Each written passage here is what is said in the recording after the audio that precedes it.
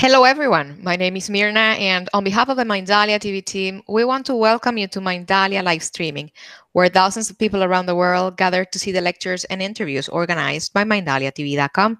Today with us, Angel Rebo, CEO consultant, TV host, international public speaker, and president of the Wisdom for Kids Foundation, is going to be interviewing Lubna Khalid.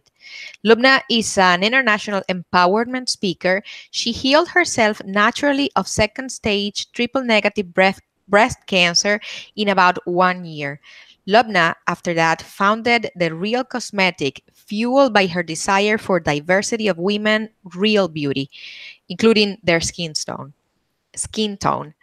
to be represented in the beauty industry. Before starting with them, we want to remind you that Mindalia is a nonprofit organization. Our only mission is to share information that can help raise the level of consciousness around the world. You have a great way to help us. How? Subscribing to our channel, leaving us a positive comment below this video, or sharing it with someone that you know is going to benefit from the content that we're going to be discussing here today. Also, we are live streaming right now, and while we are live streaming, we have the active chat. Is this window that you're going to be seeing here. Through there, you can interact with us. You can put your questions, which at the end of the conference will be kindly answered. We just please ask you to follow the format, word question in caps, and the actual question you want answered in relationship with the conference, of course. Last but not least, Mindalia TV broadcast every weekday through Mindalia Televisão in Portuguese, Mindalia Televisión in Spanish, and Mindalia TV English, as you already know. So we want to invite you to visit our different channels, find out the content that is being developed there, and you can also collaborate with Mindalia by sharing your own valuable content, that content that you want other people to see. You just have to go to our website, and in the top of the page, you will find the link that says collaborate with Mindalia. That link is going to take you to a form that you can fill out, and our technical team will be contacting you. And it could be you, just like Lubna, sharing your valuable information with the world through the different platforms of Mindalia TV. I'm not going to entertain you any longer. I will be leaving you with Angel and Lubna. Guys, welcome to Mindalia live streaming. The screen is yours. Thank you. Thank you very much, Mirna, and welcome to Mindalia TV, Lubna. How are you? I'm great. Hi, Angel. Nice to see you again. Likewise, likewise. Thank you. So, wow, what an amazing introduction. You do so many things, but maybe let's start with your personal story. I mean, you've had an incredible life. So, I mean, what stands out when you think about your life, looking in retrospective? Wow, that's a good question. Well, I grew up here in the United States, and I have a Pakistani background, Pakistani-American. And I remember, Angel, just feeling really different. So I grew up not liking the way I looked, not having good self-esteem because I looked different than everybody else. And such a big part of that was, I think, what so many people go through now, women and men, just not loving ourselves, not loving our bodies, and loving who we are. That's what led me to start Real Cosmetics, which was a multicultural brand we sold in Nordstrom and Sephora, about beauty for all women, all shapes, all hair types, all skin colors. As I was doing that, I decided to get trained in core energetics, which is a body psychotherapy. It's basically a mind, body, spirit evolutionary healing process. Started to see clients in my New York City practice, really helping people with all kinds of issues, anxiety, depression, sexual abuse, all kinds of things. During that time, about 2 years ago, in June 2016, I got diagnosed with second stage breast cancer.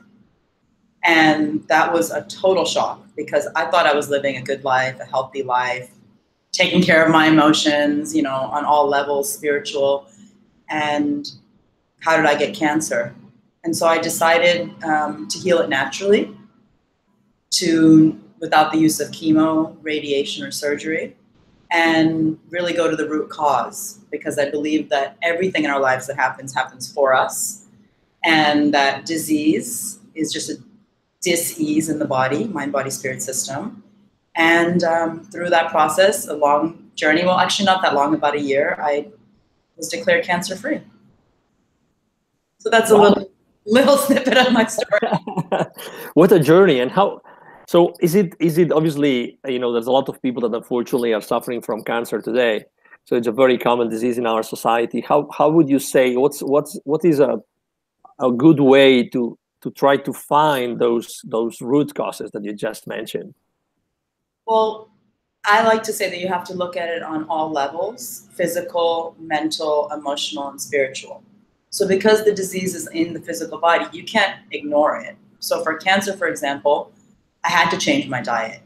I took Chinese herbs. I took care of my physical body. But also, I did a lot of meditations, really visualizing myself as already healed, because so much of it is the mind. And as we know through the placebo effect and other studies, the body responds to the mind. Emotionally, I worked with core energetics, the type of work I do. I did beautiful 10-day silent retreat, Vipassana, spiritual energy healing, acupuncture, I mean, you name it. So there's so many modalities. And on my website, lubnareal.com/cancer healing, you can find anyone who's actually healing cancer or has a loved one. I have put almost everything I read and did on that page to make it easier. Wow! So everybody actually can have additional pieces of advice that help you in your journey. And I also do work with people one-on-one through my private practice, either online or if they're in New York in person, helping people, guide them through cancer healing. Wow. So can you tell us a little bit more? You've mentioned a couple of times or 3 times already, the kind of, the method, if we can call it like that, or the philosophy that you follow to help people, to help your clients. Could you tell us a little bit more about it? What does it consist of? How it works? Sure. So core energetics, like I mentioned, is a body psychotherapy. So the belief, and now science proves, that we hold emotions and trauma in our body. Why? Because we've been taught as adults, it's not okay to feel emotions. It's not okay to express your vulnerability or your sadness if you're a man. It's not okay sometimes to express your anger if you're a woman. And so all these emotions, everything is energy. Quantum physics says that everything's energy, 99.99%. Where does it go? It gets stuck in different parts of the body. And this is not new. If you look at Ayurvedic medicine or traditional Chinese medicine, which is over 5,000 years old, 2,500 years old, they move the energy of the body. So what we do is we move the energy of the body. So it's a combination of energy and consciousness. Energy being, if you're angry, Angel, I'm going to have you get up, maybe hit something, punch something, voice what you wanted to say that you couldn't say. And the consciousness piece is really realizing what the truth of it is, what your patterns are, how it relates to your history, so you don't recreate that same thing. So it's a combination of movement and talk. It's very much like traditional therapy in the talk part, and it adds a whole other element. So I have a lot of people who come to me who have done or are doing talk therapy, but they want something more to release things at a deeper level. And when we can do that, it's not about coping mechanisms. It's really an evolutionary healing process.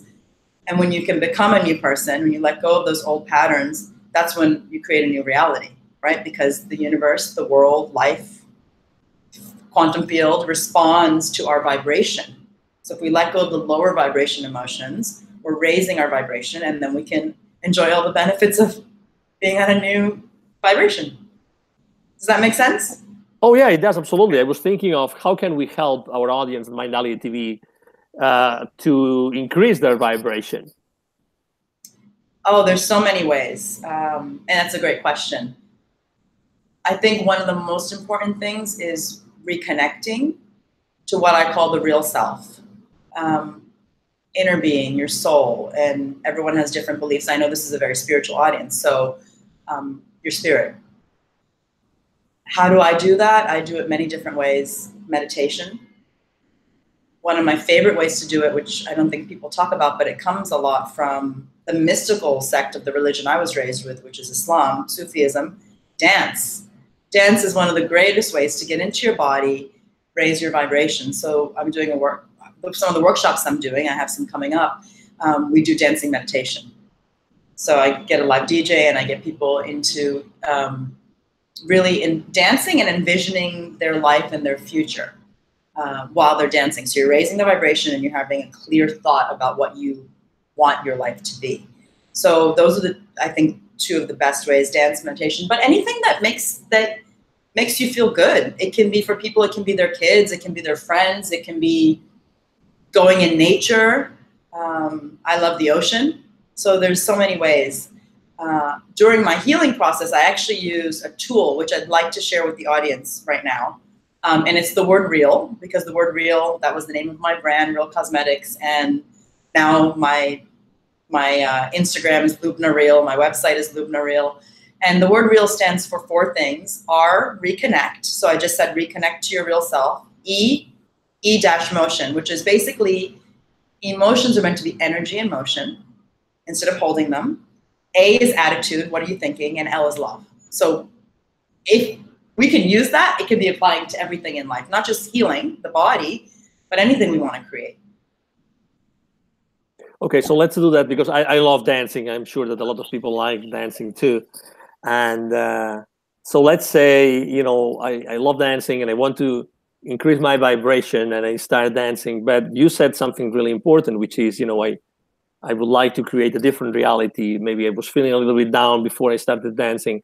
If I want to create a different reality, what should I do while I dance? Okay. So I think the first thing we all need to do, which we don't do, is realize that we are creative beings. And I'm not going to get into all the science behind it. I think this audience is wise enough to know that we create our reality. And it's not our thoughts, really, it's our state of being, which is a combination of our feeling and our thoughts. It's both of them, the mind and the heart. So when we can actually combine those two, get very clear the what is it that I want my future to be? So I'll use, for ease and purpose, my cancer healing is a quick example. I was very clear that I already had a healed and healthy body. That was my intention. And my intention also at the time when the lymph nodes were growing, when the doctors were telling me if I don't do chemo, I'm going to go to stage 3 and then they won't be able to help me. I already knew that I'd be doing things like this, TV, I would be speaking. I was already working on my book. I already was living in that future reality now. So that was the what. The why is, how am I going to feel when that happens? What would I feel? I'd feel gratitude, joy, relief. So when I combine those two through meditation, through dance, and hold the intention of healed and healthy body, I feel gratitude and I feel happy. That's actually what creates. Because what we're doing in that is we're tuning into that vibration. And so what I would do before I dance or before I do meditation, Angel, is get very clear. What is it you want to manifest? What is it you want to create? And how will you feel when you have it? I'm sorry, go ahead. Excuse me, I was going to ask you, how can we make sure it's really very clear? How can you make sure it's clear is you'll feel it. Because if it's not clear, you're not going to be able to marry the feeling of it. Mm-hmm. Does that make sense? Like, if you have doubt about it, you're not going to feel good. If you believe in it, you're going to feel great. And the trick also is believing in it when our 5 senses are telling us the opposite much of the time. So my 5 senses were telling me lymph nodes are growing, which means from a Western medical perspective, cancer is spreading. My 5 senses were telling me, you know, I had rashes breaking out in my body. Doctors telling me that I'm making a mistake. Family and friends, though, because they love me so much, telling me I'm making a mistake. And I had to tune out those senses because that's just the reality of what is, and tune into another potential, another reality. Quantum physics says there's infinite potential, so you just have to tune into another potential. That's the persevering with the new belief and the new reality when everything around you telling you the opposite, really holding that, that's where we get stuck. Because we start looking at what's going on now and then put doubt, and that pulls it the other way. Does that make sense? Yes, absolutely. Yeah. And is there something specific that you should do while you dance? I mean, should you be dancing with your eyes closed so you kind of stick more to the clear vision of what you want to create? I prefer dancing. It depends if you're alone. I prefer dancing with my eyes closed if it's like a group of people. But if I'm like on my rooftop here looking over the beautiful New York City, I can see the Empire State Building and the river, then I like dancing with my eyes open, because part of my reality is the beauty and the abundance and around me. So it's just a matter of whatever makes you feel good. One of my favorite ways to dance, 2 ways. I love house music, like really soulful house music, but I also love salsa. I love salsa dancing, so I'm going salsa dancing tonight because it really helps. It feels good. So put on something that feels good. The other thing I do is I create a movie trailer. And I get people in my workshops to do this too. Create a movie trailer of what you want your life to be. Now you can do this on iMovie, or there's a great platform called Mind Movie online, where you can actually create what are the intentions, and you put images. And I watch that day and night. Why? Because it's reminding me of the future that I want.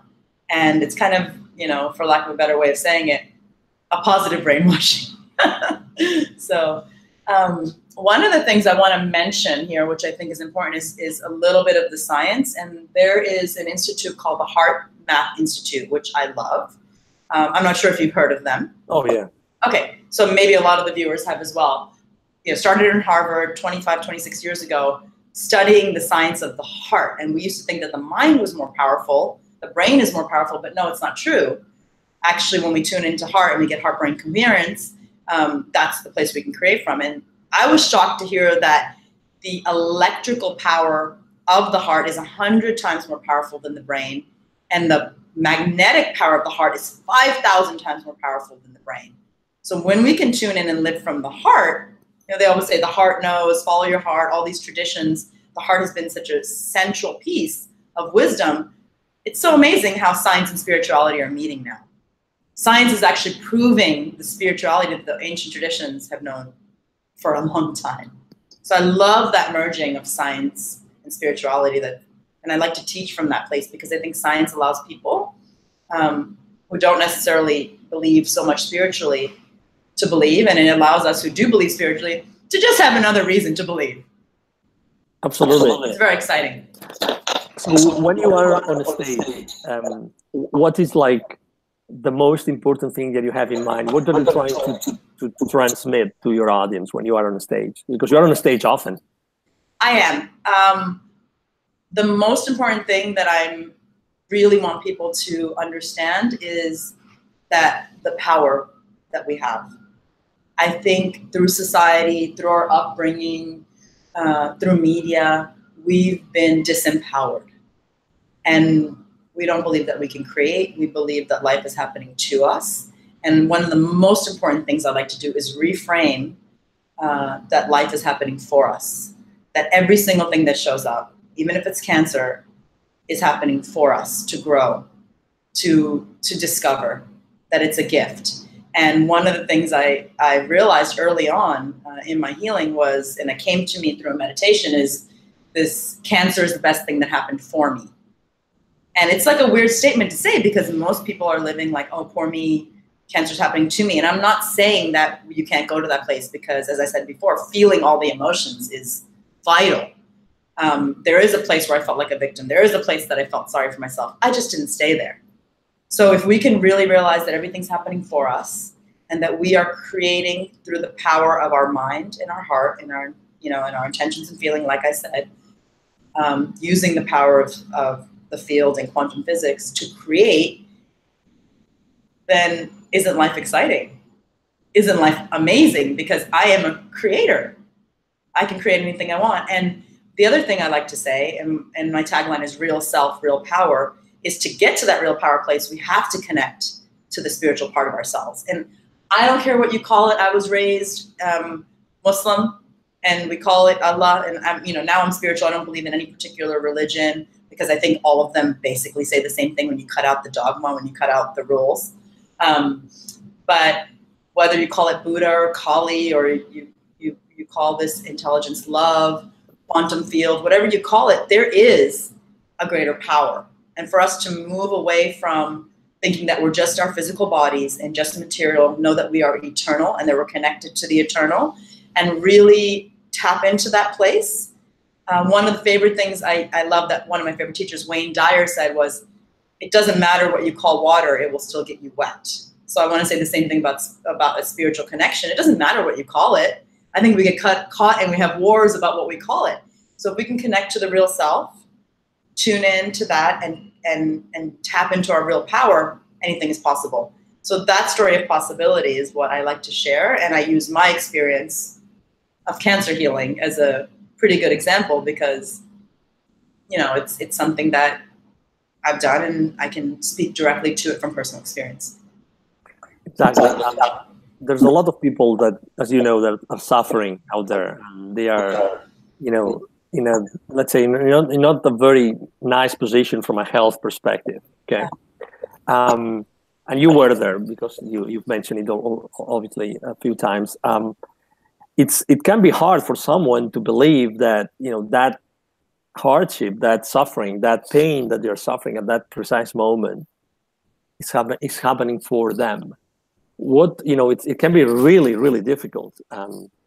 As you know, what would be the best piece of advice we could give these people so that they maybe could start understanding that even if it's very, very, very painful, that's happening for them and it can be useful for them in the future?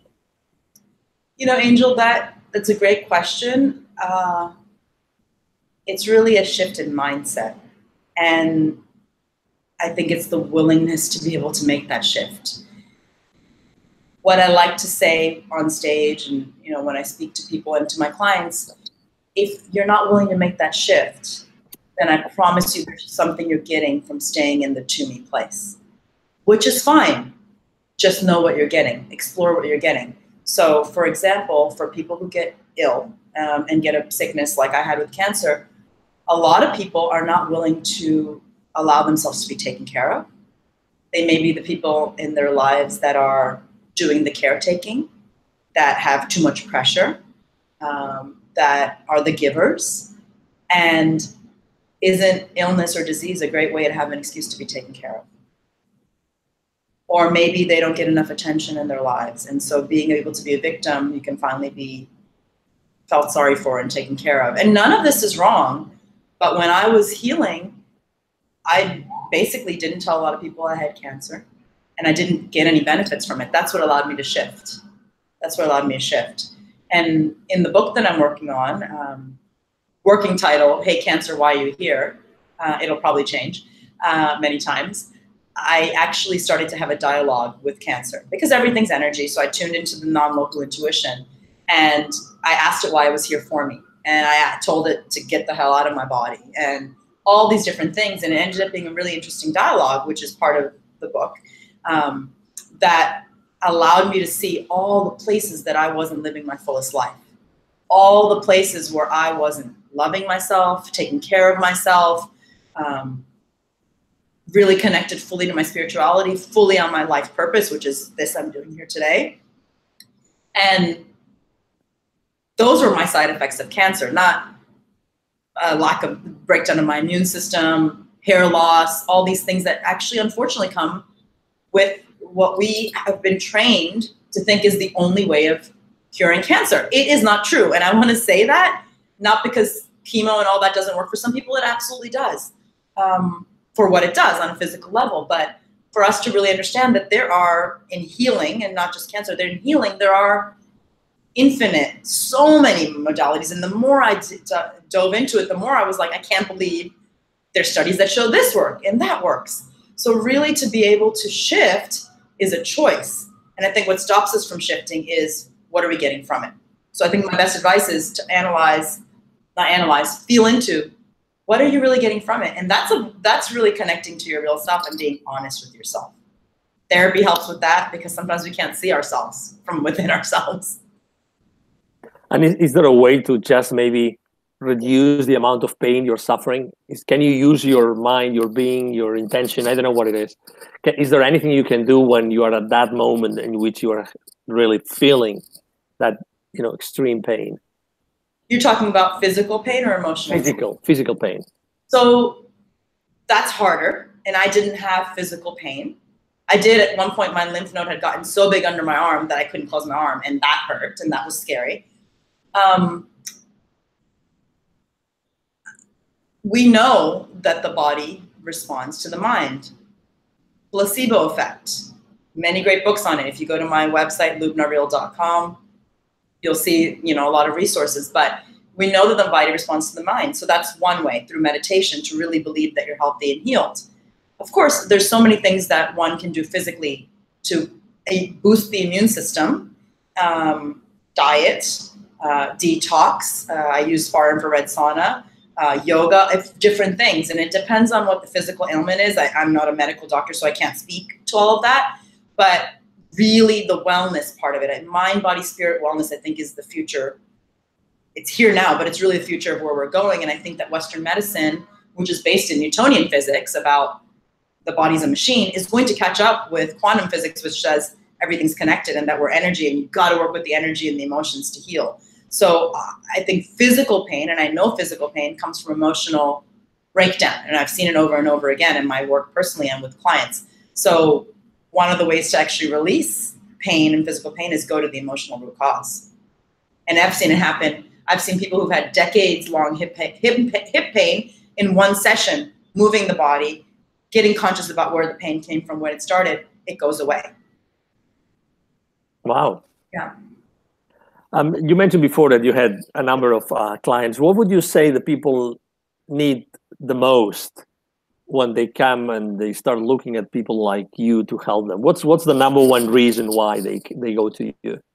I think people come with a lot of different stories and reasons, very real ones. We unfortunately live in a society, as we've seen in the media now, where people can have a lot of cruelty and unfairness and things happen in your life and in their lives. And that's not saying that those things aren't real. They absolutely are real. The question is, are we going to hold on to them as an excuse for not moving forward in our lives? Sexual abuse, anxiety, depression, relationship issues, career. I get all of it. What people are looking for, I think, is truth and wisdom. I think that's what their soul comes for, and a different possibility. And that's what I offer people. I'm not solving their problems. I'm reminding them of who they are, which is this real self. And that together, through my guidance and through their own internal guidance, before I start any session, I ask, let this session be guided. Let us open to receive wisdom. So then I'm not doing the work. I get out of the way. It's like, and like today, I don't have a planned message. I know generally what I talk about, but I asked right before we started, I asked, let whatever needs to speak through me for the people who are listening. And so I think people come to remind themselves of who they are so that they can have the lives, create the lives they want. And is there, you said they come from many different reasons. You're about to publish a book. Where do you see yourself going to help people in the future? I think it's basically what I'm talking about, what I'm doing. I envision writing more books. I envision speaking different places, different talks, definitely global workshops, because I think when you can be in a workshop environment, these concepts that we're talking about now, I actually take it into tools. I use tools of core energetics, of meditation, of different things, education, exercises, to get people to actually experience it and embody it and actually start to make those movements.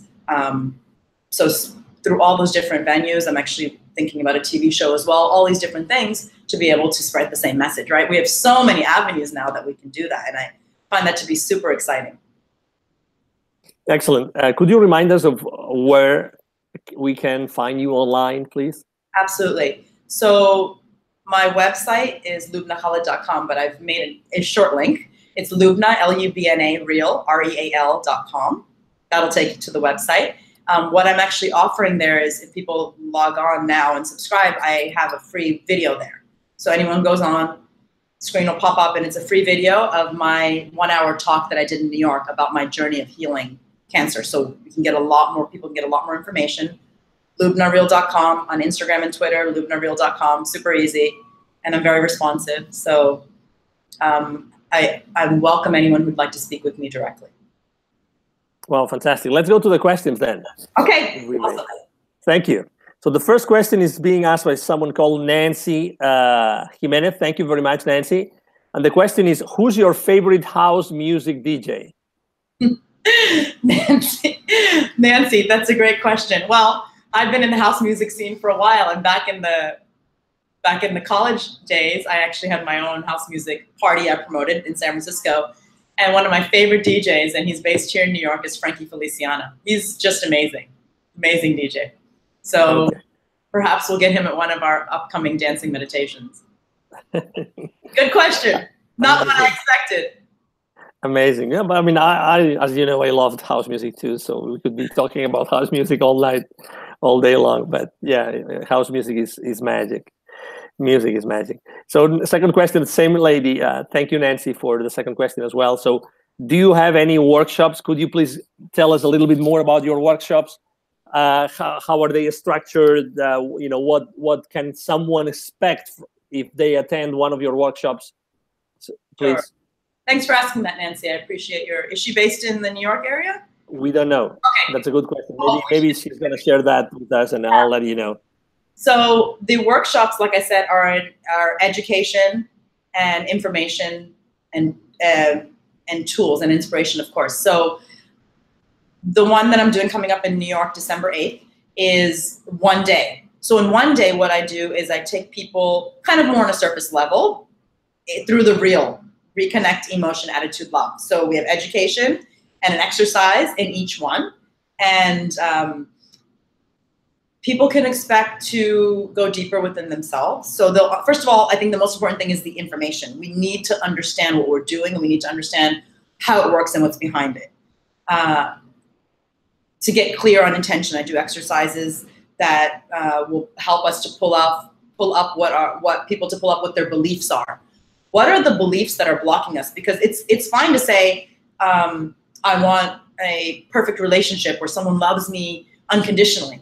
But if your belief is that's not possible because you didn't receive it as a child, that belief is living subconsciously. And that belief is working against your intention. That's when people do vision boards, they don't work, and they say this stuff doesn't work. It doesn't work because there's something within you that you're not conscious of, that's in autopilot. So we pull those up through a variety of exercises and begin to change them. And how do we change them? A belief is just a thought you keep thinking over and over again. And so we start to reprogram those thoughts. And that means reprogram the neural networks of the brain and start thinking a different thought. And therefore creating a different reality. Meditation, so all kinds of things. But December 8th in New York, for anyone that's in the New York area, I still have a little bit of space. It's going to fill up for sure. And I'm doing a beach retreat in Cabo in January, end of January. And that one is actually 4 days. So it'll be one day with each of the reconnect, emotion, attitude, love, the real tool. That's, of course, going much deeper. Amazing environment. We're on the beach. We'll do dancing meditations on the beach, bonfires, a lot of cool stuff coming for that. So thanks for the question, Nancy. Excellent. So she can find information about the workshops at your website? LubnaReal.com under events. We haven't yet announced the Cabo one. This is a pre-announcement, but you can register for the New York workshop. All my information is there. And once you subscribe to my website and get the free video, you'll get everything. All the emails with all the updates. Yeah. Excellent. Excellent. Thank you. Next question. Do you think that maybe the Western background made it easier for you to integrate the spirituality? The Western background, like growing up in a Western environment? Yeah, I guess. Oh. Mm-hmm. Yeah. Who's that question from? With a note. Okay, anonymous. Yeah, exactly. Yes, growing up here, I was born and raised in the U.S., and I have family in Pakistan that were born and raised with that belief of Islam. And like I said, I believe that everything is great, whatever works for you. Growing up here did allow me to have a more vast experience, to have different access to videos and people and experiences and books that allowed me to think a different way. When we're only taught one way, great if it works for you, it can also be the only way we look at things.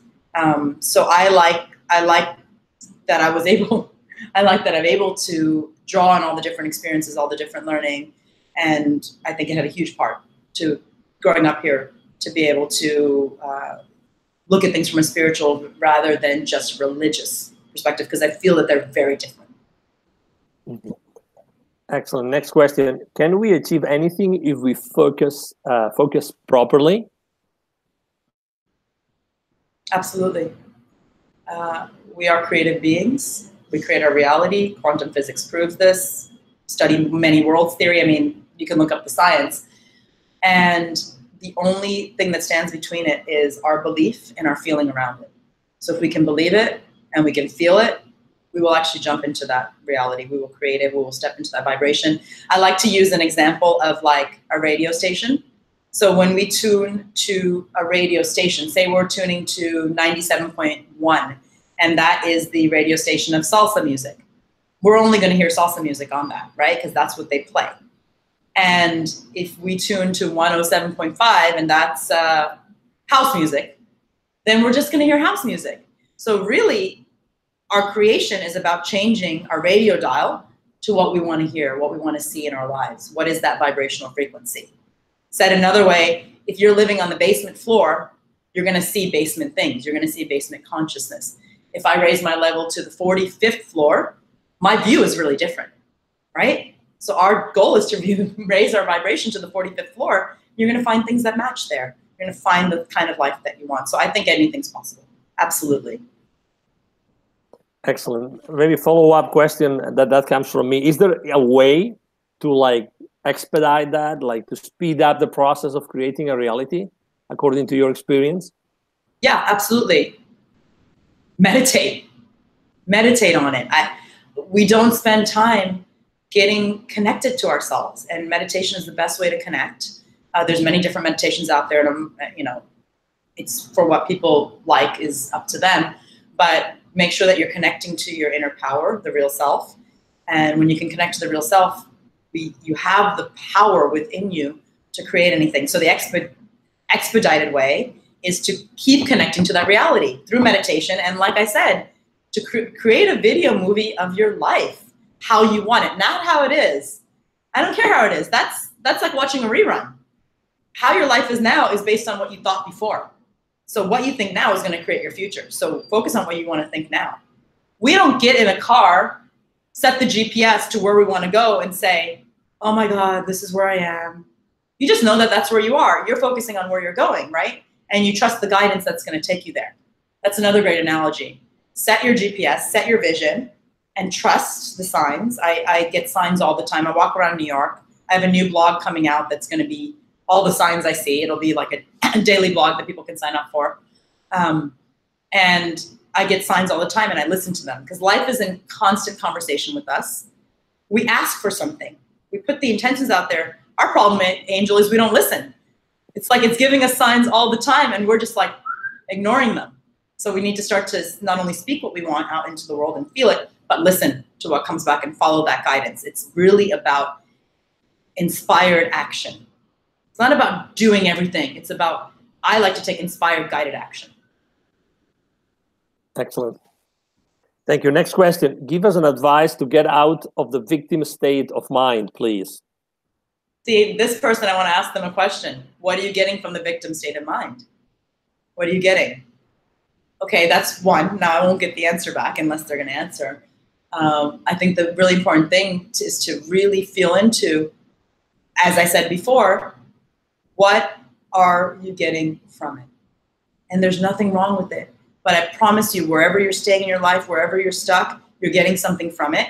And probably the reason you got there to begin with is it's based in your history. It's based in your programming between age 0 to 7. Every single thing that goes into us, into our mind, that we're taught, that we see, our behaviors that we watch on TV, is going into our programming. Why? Because we don't have the beta analytical waves. We're in alpha and theta. Alpha, theta, and delta. That's instant programming waves. There's no part that goes, hey, that's not true. You tell a child they're wonderful, they believe it. If you tell a child that they will never become anything, they believe it. And therapy is a great way to find out these beliefs. My workshops are a great way to find out these beliefs so that we can get out of that victim mode. Because a lot of times our victim mode is programmed. So I hope that answers the question. I know it's a lot of different things, but yeah, absolutely, it does. I think the awareness is 80% of the change. To say, oh, I'm in victim mode, that's 80% of the change. 80% of the change is saying, here I am now. The other 20% is how do I change it? Excellent. Thank you. And that's the last question. How did you deal with your family when you decided to use alternative healing methods? I guess they are referring to the medical condition that you mentioned before. That's an amazing question. And I'm going to take it back to the A in real, which is attitude. I had to basically limit my information or that I gave or connection with people that were coming from fear. Not because they didn't love me, because they did love me. And they believed, like many people believe, that chemo, radiation, surgery is the only way to heal. We're being proved over and over again that's not. Lots of great books on that on my website. So because they were well-meaning, because they loved me, they would keep putting in my mind that that was the only way. So I had to limit that. Attitude was really, I cut out mental junk food. Mental junk food, people who didn't believe. Videos on, I mean, the worst thing you can do if you get diagnosed with something is go looking online about it, because you're going to get fear, fear, fear. The fear that I got from the doctors, at some point I stopped going to the Western doctors. I stopped going to Mount Sinai. I would go in feeling healthy. I was feeling positive about my natural healing. I would come out feeling like a sick person. What is that? Opposite of placebo effect, nocebo effect. Proven that when doctors say you have 6 months to live, people will die in 6 months. There's studies that show that the person didn't even have the illness when they do the autopsy. So I was getting a major nocebo effect from my family, from the doctors. I used to feel so bad when I came out of going to Mount Sinai. I called it PMS, post Mount Sinai, because I just felt horrible. So I actually, unfortunately, it was a very lonely journey because I couldn't call on some of the people I was closest to. I can count on one hand the people that I actually could call and say, I'm scared. I'm scared of the decision I made. I'm scared that I'm not doing chemo. Because if I went to my family, they would say, you should be scared. Good, you finally come to your senses. So I had a very close friend in LA, DM, that was by my side. I had an amazing acupuncturist and dear friend, Martha, who's here in New York, Martha Ma, who does acupuncture, who were my support network and my healers. Make sure that if you're healing, that you find doctors or people, healers, that believe in you and that believe in your way of healing. The most important thing you can do is tune into your intuition. Hippocrates said, if you're not your own doctor, you're a fool. And I became my own doctor, and following my intuition, and you'll hear more of this on my video at lubnareal.com. Following my intuition actually saved my life. And I have more of that story on there, and I'll let people go to that video. But I had to keep my mind positive, and that's the attitude. That's beautiful. That has been really beautiful. The entire conversation, Lubna. I've really enjoyed it. I'm sure that Mindalia TV's audience has enjoyed it. You know, so real. I mean, so real. So, thank you very much for sharing so much of your wisdom, of your experience with everybody today. Thank you, Angel. Thank you, viewers, and please reach out to me. I'm happy to help in any way that I can. Fantastic. So again, thank you very much for being with us today. This is Angel Rebo with Mindalia TV. To everybody that followed us today and watching the wonderful testimonial and experience and conversation with Lubna, thank you for being with us today and hope to see you soon. Have a wonderful day. Bye-bye.